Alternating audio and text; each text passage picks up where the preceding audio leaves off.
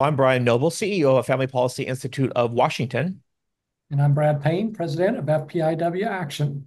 A couple of disclaimers before we get started today. First and foremost, none of this recording is to be taken as an endorsement of the candidate, nor the candidate's endorsement of FPIW, nor FPIW Action. It's simply a public service to meet and greet the candidate. Also, this will be recorded and placed on several of FPIW and FPIW Action platforms. Brad? All right, Matt, I get the first question, kind of three parts to it. The first one is if you just introduce us to your name, um, to the position you're running for, and then just tell us a little bit about yourself and your family. Not a problem. I'm Matt Hawkins, running for state auditor. And a little bit about myself. I'm married, been married for about 36 years. We have 10 children and equally balanced here between five boys and five girls. So I guess we have two basketball teams. And most of them are out of the home, and the final two will be out of the home probably within a year. So that's on my family side. On my business side, I've been involved in I got my education in finance and came out working in commercial investment real estate, worked into investment real estate, and worked on mergers and acquisitions after that. I've also been involved in a number of startups and most recently business advisory services. Excellent. So, what is motivating you to run for office or to be a public servant?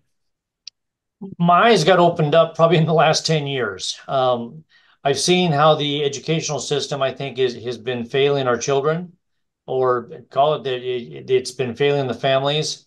And when you combine that then with what went on in 2020 in the election cycle, and it wasn't so much the fact that we were asking questions, it was the fact that we were asking questions and weren't getting answers. And so I've thought that for a number of years that transparency has taken a back seat.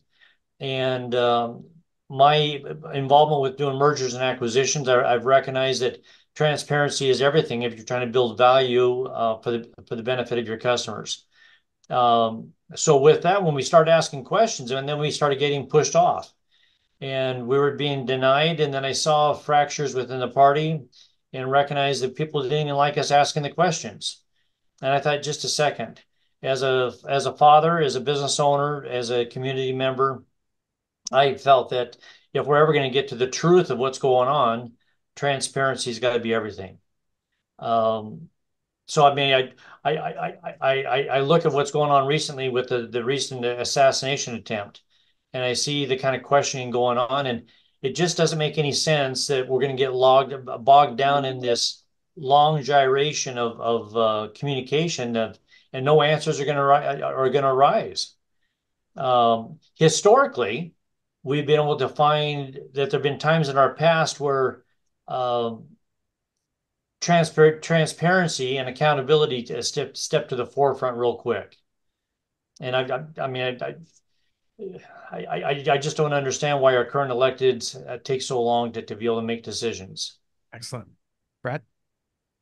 All right, next three-part question here. Again, name or two parts. One, name one or two primary concerns or issues that you have. And the next is, what do you hope to accomplish in office? So when you say primary concerns, you're talking about concerns with regards to issues. Yeah, legislative issues.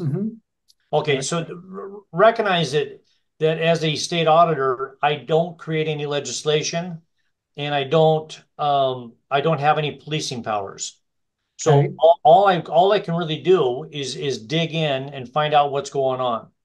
So the number one concern that I have uh, is through the legislation that was passed in the last 5 years, where both Republicans and Democrats saddled up with the governor and said that if improprieties are found out about within our state government, there may come a point where they don't have to share that information with the public. We found that out when we had that the Nigerian scam where $647 million was lost.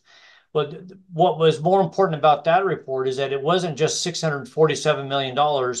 The report says it was at least 647 million. So there's a lack of transparency that's going on, but more importantly, it's this idea that government feels like they don't have to share information with the public if they feel like the information is not in the public's best interest to know about it. And so I want to make sure that constitutionally that people understand that I want to make sure that there's full transparency. I want to make sure that that information gets out to the public. Excellent. Our fourth and final question is FBIW provided you with 18 of our issues or policies ranging from individual freedom, election integrity, tax control, affordable housing, and so on. Any of those that you'd like to make comment on or discuss? Well, I believe that, for example, education is at the forefront, homelessness is at the forefront, the cost and concerns we have about the energy controls we have within our state, the fact that we've had an inflationary conditions where prices are just going through the roof. We've got to make sure that can develop better policy. One of the issues I can do with audits within the state, the auditors program, is try to get ahead of bad legislation. I think that we have good legislators in office that they would like to be making good legislation, but in order to make good legislation, I think they need better information. So as relates to energy, I want to make sure that they have the best of information in front of them so we can try to bring down the cost of energy within the state. I want to make sure that they have the best of information on education so that we can start to reverse this decline that we've had within the school systems. I want to make sure that they have the best of information so that this idea of homelessness, we don't have to be putting another $1 billion out on the table to figure out why we have a homeless problem in this state. I think that that condition can be mitigated, can be challenged, and can be wiped out by better policy, but that better policy would be led by good information. Excellent. Very good. Thank you, Matt. We appreciate your time today. Thank you for your explanations on what the auditor can and can't do. We appreciate that feedback, and we thank you for taking the time out of your schedule to meet with us this afternoon. Thank you for taking the time with me. You bet. Well, I'm Brad Payne with FPIW Action. And I'm Brian Noble with FPIW. A simple reminder that nothing in this video is to be taken as an endorsement of the candidate, nor the candidate's endorsement of FPIW, nor FPIW action. Like we like to say around here, go out there and love your neighbor by faithfully stewarding the public square. God bless.